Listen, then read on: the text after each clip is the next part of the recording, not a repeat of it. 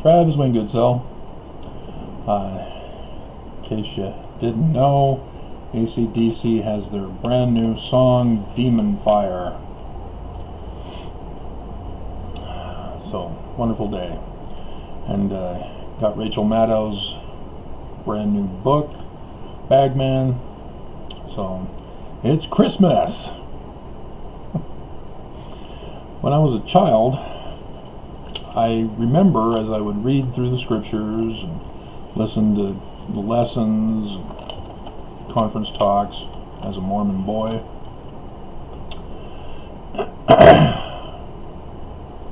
I wondered if he knew who he was, or did he have to learn line upon line, precept upon precept, here a little, there a little.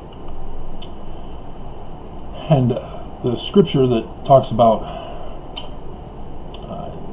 going from grace to grace helped me understand that it was most likely the latter. As babies, we have to be taught everything brand new, fresh. Everything's a new experience for us. And thus the faith principle of having faith and living your life in accordance with the particular faith to follow that particular blueprint to produce the results.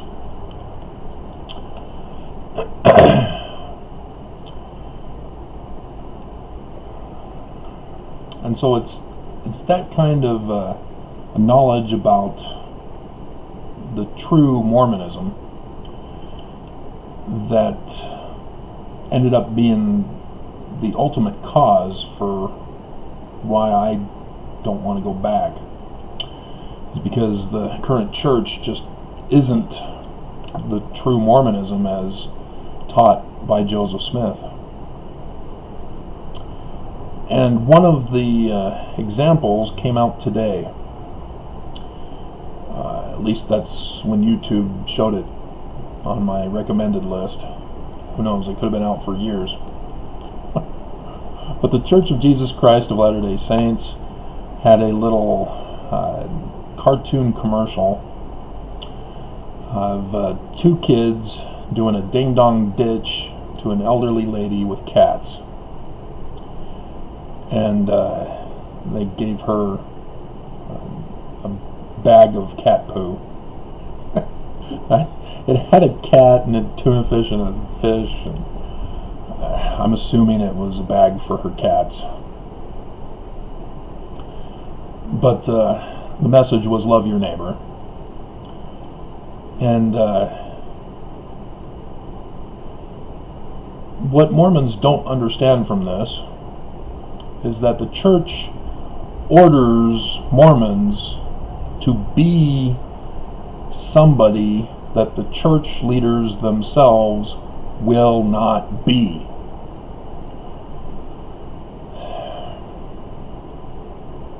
Because this is a time for the church to show love for us. And instead of showing love, they hold 2 coronavirus fasts because the first one didn't work. And then for the 20th of November, before Thanksgiving, Nelson pulled a healing power of gratitude video. When the storm blew through Utah the day before his birthday in September, there was nothing from the church about what was being done by the church to help those in need, to show love.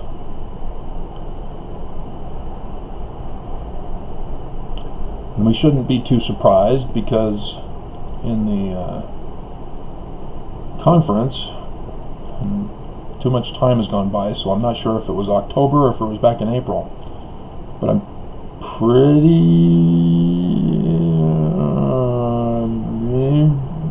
maybe October, I'd have to go back and check. But 2 speakers who were not apostles, maybe one apostle was one of them. I'd have to check again. Talked about how it was important for us as good, righteous Mormons to suffer.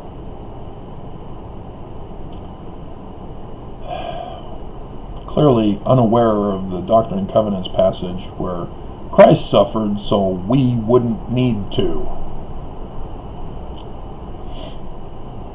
But if you change meanings and change interpretation and change definitions, anything is possible. But again, this whole year with coronavirus, the church has instead helped to spread and escalate it. How is that love? They have bishop storehouses, but they weren't prepared for this natural disaster. I did videos telling you before. When I was a neighborhood watch president, one of my neighbors who had been to a meeting with the church, or sponsored by the church, where they were informed that they don't have enough for a state emergency, let alone a national, let alone a world emergency. And yet the church, knowing, refused to be self-reliant, as they order all Mormons to be, and didn't bother to build up storehouses around the world for the coming virus. As we read in the Bible, that's not showing love, is it? Because we have the story of Joseph of Egypt,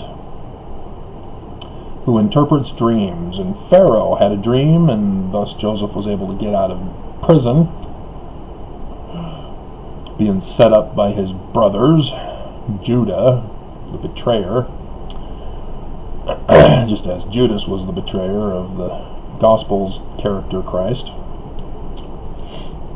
And he interprets Pharaoh's dream to indicate that there is going to be a major famine coming in 7 years.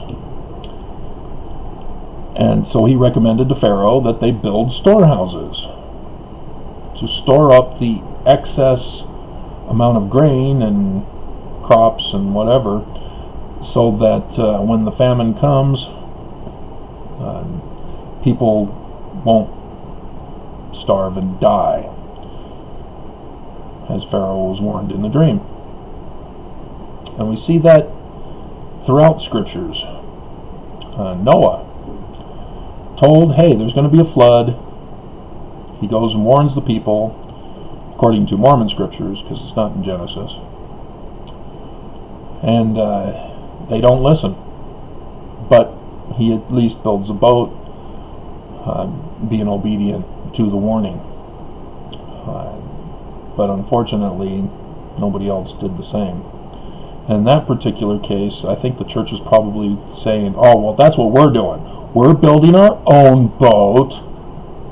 The Mormons need to listen to us and have had their boats already built. And they're wicked, and so they need to suffer and die. No, that's not the message. Because Noah can't build a big enough boat for the whole world, as he could only build it for all the species of animals. I laugh hysterically as scientists trick all the Christians on that one. If you don't understand, science has this categorization system called kingdom, phylum, class, order, family, genus, species. I've seen pictures where they've created subhumans, subspecies, which great movies, but come on, seriously. But nonetheless, yeah, two of every family. So canines and felines, not poodles and cockadoodle spaniels or whatever.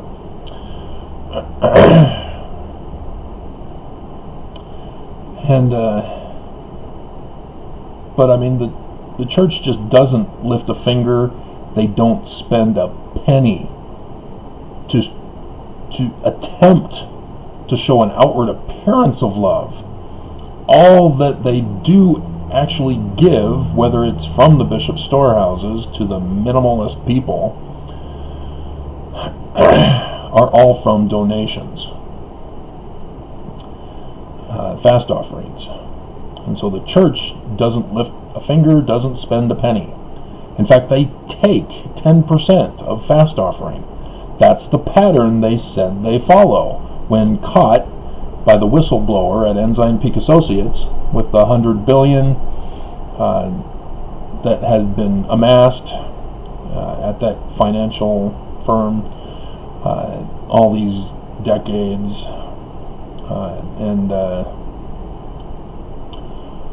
or however long it was in operation, saying that that's what they do. They take out 10% and invest it in, and then they get, now because of the interest rates, they get 7% of the $100 billion every year. So at the end of last year, they picked up $7 billion, and this December they're going to pick up another $7 billion plus, because it's $107 billion. But then they have $40 billion that they have as a stock portfolio invested in the stock market, and this is just for tithing. This is how they do it. Each source of income has their own investment firm, and they do that same process. Take out 10% from the money received from that source of income, put it into the financial corporation, and then a portfolio is included with it, and then they earn interest. And so tithing is so huge now that they don't need Mormons anymore. Mormons don't need to pay tithing, but the church is still asking and demanding for tithing in order to go through the temple.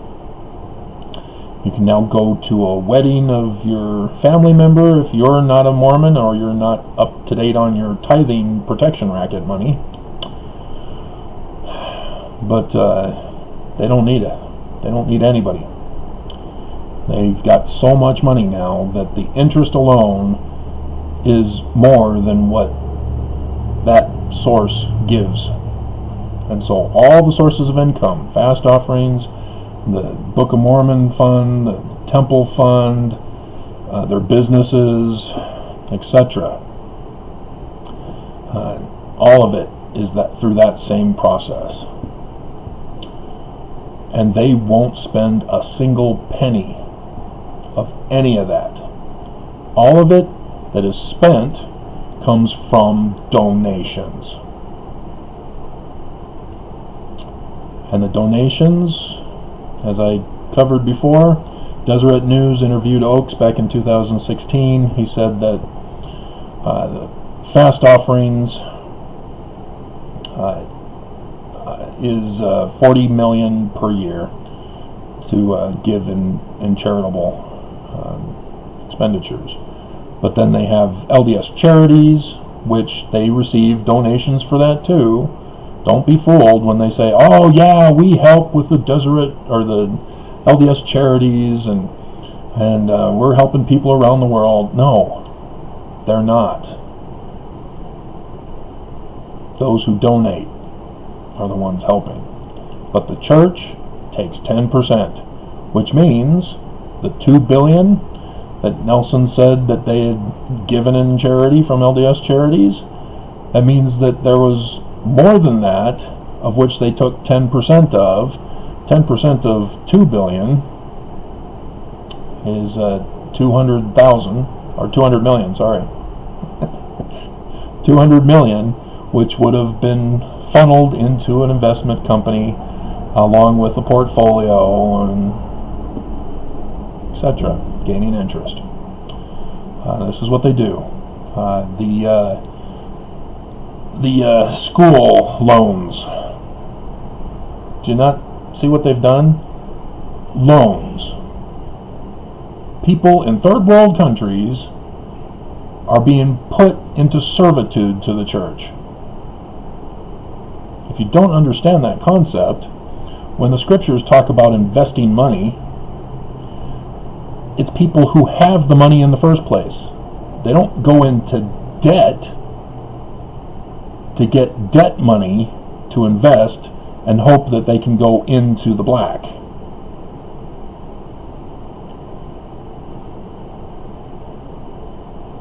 That's the difference. Our system of economy is a slave system because we, the regular people, have to get a loan. Whether it's for school, student loans, whether it's for a car or a home or whatever. And then we have insurance. Again, that's protection racket. You give protection money to the insurance company, but there's no guarantee of a return on your investment, as many people who have suffered through natural disasters can testify to.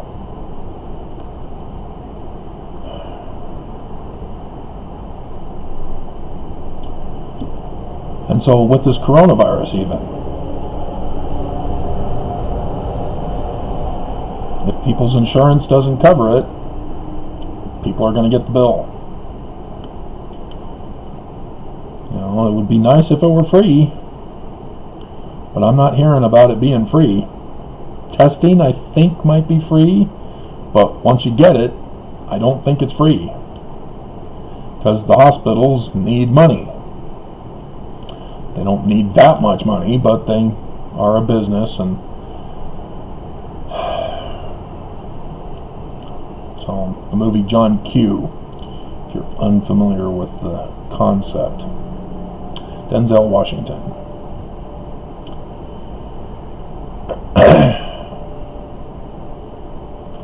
But it's sad that here they are as worse than Scrooge McDuck. That's my favorite version. And we have a whole bunch of Mormon Tiny Tims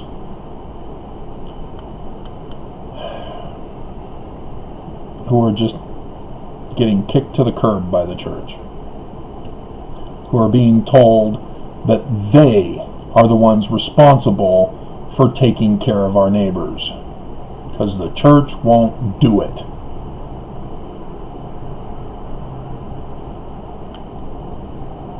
And Mormons, they get fooled. Oh yeah, I better help my neighbor because I don't want to burn in hell.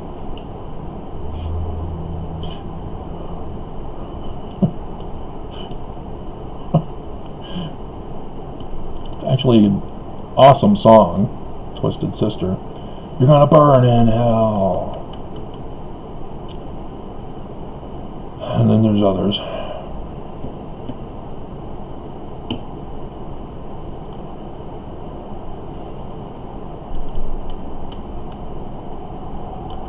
And so, I don't understand why Mormons stick with the church.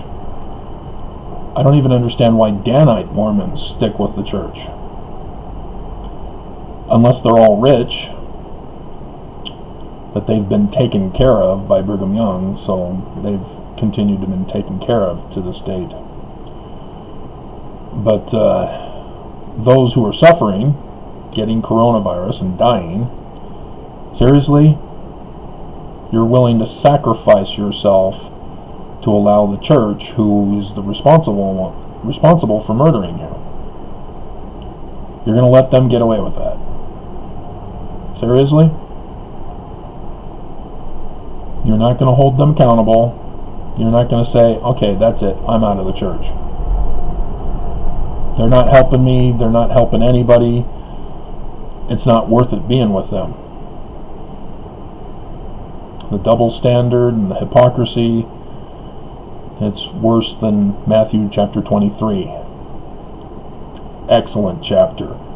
Oh man, if you think Jesus is a God of happiness and peace, you have not read Matthew 23. If you think his temple with the money changers whipping them was bad, oh man, you have not read Matthew 23. He is my role model. If I could be like Jesus, and I am, that's why I'm an LDS critic. I'm following Jesus' example. I'm following Jesus. You whitewashed sepulcher!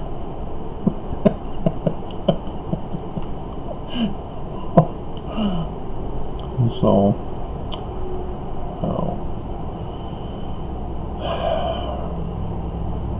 how do you get this message across to the hardest of hard Mormons? Because when the church pulls these little cartoon stunts, Mormons go, "Oh yeah, church is so true, I feel it in my heart." And they miss the whole point. Do as we say, not as we do.